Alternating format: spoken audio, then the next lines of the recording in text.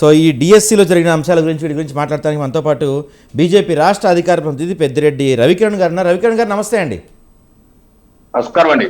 రవికిరణ్ గారు, ఈరోజు జగన్మోహన్ రెడ్డి గారు ప్రెస్ మీట్లో చెప్పిన పాయింట్స్ చూస్తే ఒక సవాల్ కూడా చూశారు. ఒక చిన్న బయట ఉంది, ఒకసారి ఆ బయటలో ఏం చెప్పారో చూద్దాం. ఒకసారి ఆ బయట ప్లే చేయండి ఒకసారి.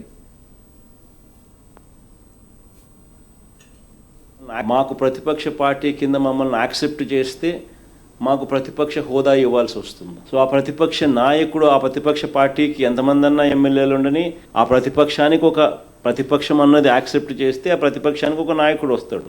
ఆ నాయకుడికి యాక్సెప్ట్ చేస్తే ప్రతిపక్షం అన్న పార్టీ కింద యాక్సెప్ట్ చేస్తే ఆ ప్రతిపక్ష పార్టీ నాయకుడిని కూడా యాక్సెప్ట్ చేయాలి. నాయకుడిగా ప్రతిపక్ష పార్టీ నాయకుడిగా యాక్సెప్ట్ చేస్తే సభా సమయంలో సభా అధ్యక్షుడిని చంద్రబాబు నాయుడు గారికి ఏ రకమైన టైం ఇస్తారో అదే టైము ప్రతిపక్ష నాయకుడు కూడా ఇవ్వాల్సి వస్తుంది. కాబట్టి అది ఇవ్వకూడదు అని చెప్పి వీళ్ళు సభ నడుపుతా ఉన్నారు, ప్రతిపక్షాన్నే అక్నాలెడ్జ్ చేయకుండా. ఇలాంటి పరిస్థితులు అసెంబ్లీలో ఎలా జరుగుతూ ఉందంటే ప్రత్యర్థి జట్టు లేని చోట బౌలింగ్ ఫీల్డింగ్ కూడా లేకుండా తండ్రి కొడుకులు ఇద్దరు మాత్రమే బ్యాటింగ్ చేస్తూ ఉన్నారు. బ్యాటింగ్ చేసి వీళ్ళందరికీలే బ్రహ్మాండంగా బ్యాటింగ్ చేసినామని వీళ్ళందరికీలే కితాబిచ్చుకుంటా ఉన్నారు. మాకు ప్రతిపక్ష పార్టీ కింద రైట్. రవికిరణ్ గారు విన్నారు కదా, అంటే ప్రతిపక్ష ఇవ్వాలి, ప్రతిపక్ష హోదా లేకుండా బౌలర్లు ఫీల్డర్లు లేకుండా వాళ్ళే బ్యాటింగ్ ఆడుకొని అద్భుతంగా ఆడామని చెప్పి అనుకుంటున్నారు. మేము అసెంబ్లీకి వస్తే ఎక్కువ టైం మాకు వాళ్ళకి ఈక్వల్గా ఒక లీడర్ ఆఫ్ అపోజిషన్కి ఇచ్చిన టైం మాకు ఇస్తే మేము అడిగే వాటికి సమాధానం చెప్పాల్సి వస్తుందేమో, చెప్పలేనన్న భయంతోనే మాకు సమయం ఇవ్వట్లేదు. డిఎస్సీలతో పాటు అనేక అక్రమాలు జరిగాయని చెప్తున్నారు. ఏమంటారు మీరు? సాయి గారు, ముందుగా మీకు తోటి ప్యానలిస్టులకి స్వతంత్ర వీక్షకులకి అందరికీ శుభ సాయంత్రం అండి. ప్రతిపక్ష హోదా ఇవ్వాల్సింది ప్రజలు ఇవ్వాలి. ప్రజలు మీకు సంఖ్య ఇవ్వలేదు. ఇవ్వనప్పుడు మీరేం చేయాలి? ప్రజాస్వామ్యంలో ప్రజలు ప్రభువులు, పాలకులు, సేవకులు. ప్రజాప్రతినిధులుగా మనం ప్రజల యొక్క సేవకులు. మనకి ఇచ్చిన దాంతో మనం సాటిస్ఫై అయ్యి ప్రజాసేవలో నిమగ్నం అవ్వాలి. నెక్స్ట్ ఎన్నికలకి రెడీ అవ్వాలి. అదేగా ప్రజాస్వామ్యం. రాందాని గురించి నాకు కుక్క కావాలి, నాకు కుక్క కావాలి ఆ సినిమాలో అన్నట్టుగా రాందాని గురించి ఏడటం వల్ల ఉపయోగం ఏంటంటే, మీరు దాని గురించి ఆల్రెడీ హైకోర్టుకి వెళ్ళారు. Matter is subjudiced. అయితే ఆయన క్రికెట్ టర్మినాలజీ తీసుకున్నారు కాబట్టి చెప్తాను. కొన్ని సందర్భాల్లో క్రికెట్, ఇప్పుడు మీ క్రికెట్ జట్టులో 11 మంది ఇచ్చారండి. కొన్ని సందర్భాల్లో క్రికెట్ లో కెప్టెన్ కూడా రిటైర్ హర్ట్ అవుతాడు. అలాంటప్పుడు వైస్ కెప్టెన్ ఉంటాడు. వైస్ కెప్టెన్ తో మ్యాచ్ జరిగిపోతుంది. ఇప్పుడు ఇక్కడ ఈ క్రికెట్ మ్యాచ్ లో ఏంటంటే అసెంబ్లీ అన్న క్రికెట్ మ్యాచ్ అయితే ఆయన టెర్మినాలజీ, నా టెర్మినాలజీ కాదు, ఆయన టెర్మినాలజీ ప్రకారం కెప్టెన్ వెళ్ళకపోతే టీం మొత్తం వెళ్ళవట్లేదు. ఈయన ఇది ఎక్కడ విచిత్రం? మీకు ప్రతిపక్ష హోదా ఉంటేనే నేను వెళ్తాను గిరికూసు కూర్చున్నారు. ఓకే ఫైన్, అది మీ ఇష్టం. మరి మిగతా 10 మందిని ఆపే హక్కు మీకు ఎవరు ఇచ్చారు? ఎందుకు మీరు ఆపుతున్నారు వాళ్ళని? వాళ్ళ నియోజకవర్గ ప్రజలు ఎన్నుకున్నారు కదా. బాధ్యత లేదా? ప్రజల పట్ల బాధ్యత లేదా? అంటే ప్రజల పట్ల మన గౌరవం లేదు. ఆగస్టు 15వ తారీఖు జెండా ఆవిష్కరణ చెయ్యం మనం. ఎక్కడ ఏ దేశంలో పౌరుడు ప్రపంచ విదేశాలు ఎక్కడున్నా సరే స్వతంత్ర దినోత్సవం రోజు జెండా ఆవిష్కరించి జై హింద్ అని కొడతారు. మీరేమో జెండా ఆవిష్కరణ చేయరు. ఎక్కడ జరిగింది? దేశభక్తి కూడా లేదు మీకు. ప్రజల పట్ల భక్తి లేదు, దేశభక్తి లేదు. ఏమనాలి మిమ్మల్ని? ఎందుకని మీ టీంని ఇప్పుడు మీరు ఏదో గంటలకు ప్రెస్ మీట్ పెట్టారు జగన్మోహన్ రెడ్డి గారు. ఆ దస్తా పేపర్లు ఏదో మీరు అసెంబ్లీకి వెళ్ళి మీరు వెళ్ళకపోతే మీ 10 మందికి టీం ఇచ్చి అక్కడ ప్రజెంటేషన్ చెప్పాలి, అడిగించచ్చు కదా. అక్కడికి వెళ్ళి ఆ దస్తా పేపర్లు వాళ్ళకి ఇచ్చి వాళ్ళతో అడిగించచ్చు కదా వెళ్ళి. ఎందుకు మీరు ఒక్కలే ప్రెస్ మీట్ పెట్టి కూర్చుంటే సరిపోయింది అనుకుంటున్నారా? ఇంకెందుకు ఎమ్మెల్యేగా రాజీనామా చేసేయండి. రోజు ప్రెస్ మీట్లు పెట్టుకుందాం. ఇక్కడ మీరు ప్రెస్ మీట్లు పెడితే ఇక్కడ మేము ప్రెస్ మీట్లు పెట్టుకుని ప్రెస్ మీట్లు నేను మాట్లాడతాం మీ డిబేట్ లో. నాకు మీకు తేడా లేదా? మీరు ఎమ్మెల్యేగా ఉన్నారు, చట్టసభలకు వెళ్ళమని ప్రజలు పంపించారు. ఇంకెందుకు ఎమ్మెల్యేగా రాజీనామా చేసేయండి, ప్రెస్ మీట్లు పెట్టుకుని కాలక్షేపం చేద్దాం. ఒకటి. 2, మీ ఇందాక ఆ క్లిప్ వేసారు, బాగానే ఉంది. పీసీఆర్ కూడా రిక్వెస్ట్ చేస్తున్నారు. ఇంకో క్లిప్ ఉంది. ఏపీపీఎస్సీను డిఎస్సి 2 ఒకటే అంటున్నారు ఆయన. అది కూడా క్లిప్ మన డిబేట్ అయ్యే లోపల తీసి పీసీఆర్ కూడా ప్లే చేయండి. APSC DSC 2 ఒకటేనట. 2 ఒకటే, అది ఇది దీంట్లో చేస్తారు కదా, 2 ఒకటే కదా. ఏం ముఖ్యమంత్రి అండి మీరు? మాజీ ముఖ్యమంత్రి. ఎలా చేశారు సార్ మీరు 5 ఏళ్ళ మాట ముఖ్యమంత్రి? ఏపీఎస్సీ డిఎస్సి ఒకటా? పబ్లిక్ సర్వీస్ కమిషన్ రాజ్యాంగబద్ధ సంస్థ సార్ అది. డిఎస్సి అంటే ఫుల్ ఫామ్ తెలుసా సార్ జగన్మోహన్ రెడ్డి గారు? మీరు డిస్ట్రిక్ట్ సెలక్షన్ కమిటీ తెలుసా మీకు? అసలు డిఎస్సీలు ఏ ఉద్యోగాలు ఇస్తారో తెలుసా? ఇది ఉద్యోగాలు ఏమి ఇస్తారో తెలియకుండానే మీరు 3 నెలలుగా ధర్నాలు దీక్షలు చేస్తున్నారా? సిగ్గుండాలి sir. APSC deputy collector, IAS IPS తర్వాత ముఖ్యమైన పోస్టులు డిప్యూటీ కలెక్టర్లు, సిటీఓలు, డిఎస్పీలు, ఇటువంటి డిస్ట్రిక్ట్ రిజిస్ట్రార్లు, ఇటువంటి ముఖ్యమైన పోస్టులకిను డిఎస్సికు రెండు ఒకటారట. రైట్. అయితే రవికిరణ్ గారు డిఎస్సి పెట్టారు. రవికిరణ్ గారు ఒక్క నిమిషం. ఇప్పుడు రవికిరణ్ గారు మీరు చెప్పిన పాయింట్ బాగుంది. అయితే ఇక్కడ దాంతోపాటుగా ఇంకొన్ని అంశాలు కూడా లేవనెత్తారు. ఏదయ్యి స్పోర్ట్స్ కోటాలో ఇచ్చిన 333 జాబ్స్ ఏవైతే ఉన్నాయో వాటి గురించి కూడా లేవనెత్తారు. ఇప్పుడు పివి సింధు లాంటి వాళ్ళకి, అలాంటి వాళ్ళకి ఇవ్వాలని చెప్పారు. ఏదైతే జీవో నెంబర్ 4 ఇంకా 41 అనుకోండి, సబ్జెక్ట్ కరెక్షన్ 41 14 ఉంది జీవో నెంబర్. వాటి ప్రకారం ఖచ్చితంగా టెట్ పెట్టాల్సిందే, టెట్ పెట్టకుండా లేదు అనేది కూడా ఉంది. మరి తర్వాత ఈ నియామకాలు అయిపోయిన తర్వాత మరి ఈరోజు ఎందుకు జీవో నెంబర్ 4 ఇంకా 14 రద్దు చేశారు? దానికి మీరు సమాధానం చెప్పాలి. దాంతోపాటుగా నవీన్ అనే వ్యక్తి గురించి చాలా పెద్ద చర్చ నడుస్తుంది. నవీన్ గురించి ఆయనకి ఫస్ట్ ఏమో మెరిట్ లిస్ట్లో ఆయన నెంబర్ 1 ర్యాంక్ ఉంది. తర్వాత ఇచ్చిన దాంట్లో ఆయన తీసేశారు. ఎందుకంటే సరే ఆయన వెరిఫికేషన్కి వచ్చేది, వెరిఫికేషన్ రాలేదని చెప్తున్నారు. ఆయనేమో నా ఐడి బ్లాక్ చేశారు, ఎన్ఓసి ఇవ్వాల్సింది అంటారని చెప్పి ఆయనేమో హైకోర్టుకి వెళ్ళి కేసు వేశాడు. హైకోర్టు ఏమో ఎన్ఓసి మ్యాండేటరీ కాదు అని చెప్పింది. మరి ఎటువంటి అవకతవకలు జరగనప్పుడు, పేపర్ లీక్ కానప్పుడు ఎందుకు నవీన్ ఐడి బ్లాక్ చేశారు? దాంతోపాటుగా మీరు సమాధానం చెప్పాల్సిన అంశం, ఎందుకు నవీన్ ఐడి బ్లాక్ చేశారు అంటే మీరు జరిగిందని ఒప్పుకున్నారా? నవీన్ ఐడి బ్లాక్ చేశారంటే దీనికి కూడా సమాధానం చెప్పాలి మరి మీరు. అలాగే ఇప్పుడు డిఎస్సి పరీక్షలో అండి ఎక్కడ ఏ పేపర్ లేదు. పేపరే లేనట్టు పరీక్ష పేపర్ లీక్ అంటున్నారు జగన్మోహన్ రెడ్డి గారు. ఎలా లీక్ అవుతుంది? పేపరే లేకపోతే అది కంప్యూటర్ బేస్డ్ టెస్ట్ సార్. 45,000 ప్రశ్నలు ఉన్నాయి.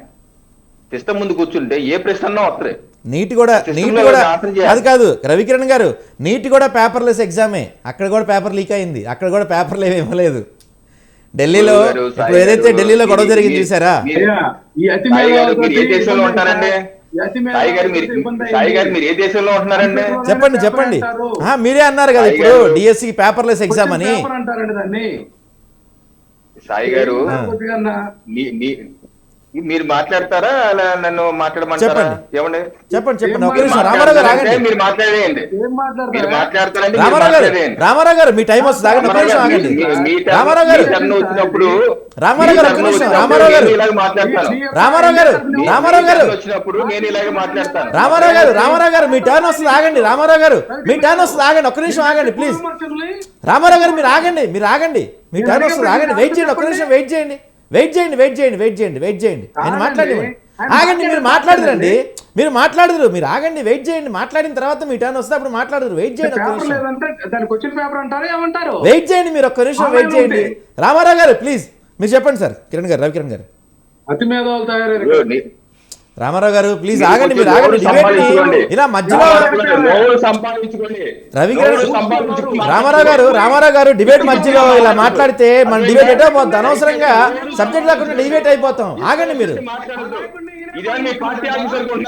రామారావు గారు ఆగండి. రామారావు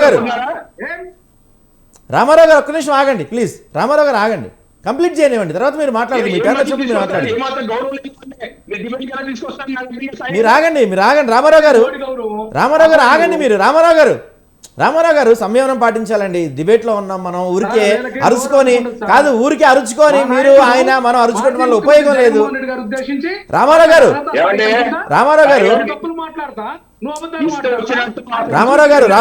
తప్పండి. రామారావు గారు ఒక్క నిమిషం ఆగండి. మీరు రామారావు గారు ఇది కరెక్ట్ కాదు. ఇది రామారావు గారు అనవసరంగా డిబేట్ ఎక్కడికో పక్కకి వెళ్ళిపోతుంది. మీరు ఆగండి. రామారావు గారు మీరు ఒక్క నిమిషం ఆగండి. డిబేట్ పక్కదారి పడుతుంది, అనవసరం ఉపయోగం లేదు దానివల్ల. మీరు ఆగండి, ఒక్క నిమిషం మీరు ఆగండి. కిరణ్ గారు మీరు కంటిన్యూ చేయండి సార్. మీరు డిబేట్ డెకరము సరిగ్గా చేస్తేనే నేను ఉంటానండి. నేను ఇంకోసారి మీ ఛానల్ కూడా రాను. మీరు కంటిన్యూ చేయండి. డిబేట్ చేయదలుచుకుంటే కనుక టాపిక్ రండి, సబ్జెక్ట్ రండి సార్. నేను అనేది ఏంటంటే నీట్ ఎగ్జామ్ లో it is paper based, it is not computer based test. NEET is paper based sir. You need to know you need to have the information. Computer based test కాదు NEET అన్నది, it's paper based. Paper based leak అయింది అది. దానికి దీనికి మీరు ముడి పెడతారేంటి?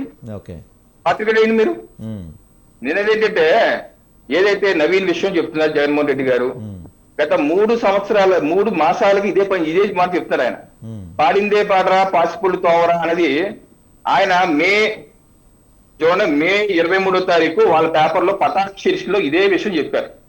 నవీన్ అన్నది కృష్ణా జిల్లాలో టాపర్ వచ్చారు, అతనికి ఎందుకు ఇవ్వలేదు, నవీన్ అన్నది చర్య ఎందుకు ఇవ్వలేదు, ఇది ఎందుకు అనేక తర్వాత అధికారులు కూడా ప్రెస్ మీట్ పెట్టి మొత్తం అంతా ఎక్స్ప్లెయిన్ కూడా చేశారు. నేను కూడా అనేక డిబేట్లు గత 3 మాసాలుగా చెప్తున్నాను. ఏంటి చెప్తున్నాం, ఈ నవీన్ అన్న అతను కోర్టుకు కూడా వెళ్ళి హైకోర్టులో కేసు వేశారు. ఆ కేసు వేసిన దాంట్లో లెటర్ లో ఎఫిడవిట్, ఇదిగో ఆ లెటర్. ఈ లెటర్ లో ఏమన్నారు ఆయన, ఎందుకు ఇప్పుడు అడుగుతున్నారు కదా జగన్మోహన్ రెడ్డికి ఎందుకు అతన్ని ఇవ్వలేదు జాబ్ అని అడుగుతున్నారు కదా, ఆ నవీన్ అతను ఆయన రాసిన లెటర్ ఇది.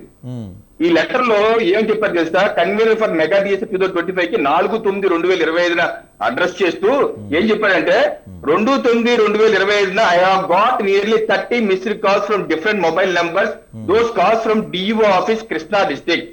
But unfortunately, in that time, I am in hospital for my wife's health checkup, so I could not attend. నేను అటెండ్ కాలేకపోయాను కాబట్టి కాల్స్ వచ్చాయి, రమ్మని 30 కాల్స్ చేశారు, అయినా నేను అటెండ్ కాలేకపోయాను, మిస్ అయ్యాను. అక్కడే నా ఈ మిస్ దానికి నా ఉద్యోగమే రాకుండా పోయింది. దయచేసి కోర్టు వారు ఈ చిన్న తప్పిదాన్ని మరణిస్తూ నన్ను మళ్ళీ రిక్రూట్మెంట్ పిలిచే విధంగా నాకు అవకాశం ఇప్పించండి హైకోర్టు కేసు వేశారు ఆయన. దాని అధికారులు కూడా ఎక్స్ప్లెయిన్ చేశారు, రిక్రూట్మెంట్ ప్రాసెస్ లో సర్టిఫికేషన్ వెరిఫికేషన్ రాకపోతే అది స్కిప్ చేసి నెక్స్ట్ వరకు వెళ్ళిపోతాం, దట్ ఈస్ ద రూల్. ఆ రూల్ మేము ఫాలో అయ్యామని చెప్పారు అధికారులు కూడా, లెటర్ కూడా స్పష్టంగా ఉన్నాయి. అయినా సరే జగన్మోహన్ రెడ్డి గారు పాలిందే పాట పాసిబుల్ కావాలి అదే చెప్పుకుంటూ కూర్చుంటున్నారు. ఏం చెప్తామండి ఆయన, ఇంకా స్పోర్ట్స్ కోట అడిగారు కదా, ఇప్పుడు వీళ్ళేమంటారు, ప్యాకాట్ ఆడే వాళ్ళందరికీ ఉద్యోగాలు ఇచ్చేసారు, ప్యాకాట్ ఆడే వాళ్ళకి ఉద్యోగాలు. ప్యాకాట్కి బ్రిడ్జ్ కి తేడా తెలియదండి వీళ్ళకి. అంటే ఉద్యోగాలు చేసిన అందరూ ప్యాకెట్ రాయుళ్ళ, లూడో ఆడుతారా, లూడో ఆడుకునే బ్యాచ్ ప్యాకెట్ రాయుళ్ళు వీళ్ళందరూ. బ్రిడ్జ్ అనేది it's a national game. Asian games లో 2018 లో గోల్డ్ మెడల్ వచ్చింది భారతదేశానికి. సెంట్రల్ గవర్నమెంట్ రిక్రూట్మెంట్ ప్రాసెస్ లో బ్రిడ్జ్ కి ఇది 4 మార్చి 2024 ministry of personal and public grievance pensions department of PLT ఇచ్చేటువంటి సర్క్యులర్, సెంట్రల్ గవర్నమెంట్ స్పోర్ట్స్ కోటాలో బ్రిడ్జ్ కి 4వ స్థానం ఇచ్చారు. బ్రిడ్జ్ గేమ్ కి 11వ స్థానం, బ్రిడ్జ్ కి 11వ స్థానం ఇచ్చారు బ్రిడ్జ్ గేమ్ కి. అంటే మన దాంట్లో 2024-25లో 40వ స్థానం ఇచ్చాం. 40వ స్థానం ఇచ్చినప్పటికీ ఏ ఒక్క బ్రిడ్జ్ రాలేదు, వాళ్ళకి ఉద్యోగం ఇవ్వలేదు. నెంబర్ 1 పాయింట్, ఉద్యోగం బ్రిడ్జ్ గేమ్ కి ఉద్యోగం ఎవరు ఇవ్వలేదు, నెంబర్ 1 పాయింట్. నెంబర్ 2 పాయింట్, ఇవాళ జగన్మోహన్ రెడ్డి గారు ఏమంటారు, పరీక్షలే రాయకుండా ఎవరన్నా ఉద్యోగాలు ఇచ్చేస్తారా దేశంలో, స్పోర్ట్స్ వాళ్ళకి ఎలా ఇస్తారా. జగన్మోహన్ రెడ్డి గారు తెలుసుకోండి, ముఖ్యమంత్రిగా చేశారు. కేంద్ర ప్రభుత్వ ఉద్యోగాల్లో కూడా రైల్వే బోర్డు కావచ్చు, లేకపోతే కమర్షియల్ ట్యాక్స్ కావచ్చు, లేకపోతే బ్యాంకుల ఉద్యోగాల్లో కూడా ఎక్కడా రిటన్ టెస్ట్ ఉండదండి స్పోర్ట్స్ మెన్ కి. అనేక రాష్ట్రాల రిక్రూట్మెంట్ లో కూడా హర్యానా, పంజాబ్, ఉత్తరాఖండ్ రాష్ట్రాల్లో కూడా రిటన్ టెస్ట్ ఉండదు. ఎందుకంటే స్పోర్ట్స్ ఆడతారా ఎగ్జామ్ రాస్తారండి.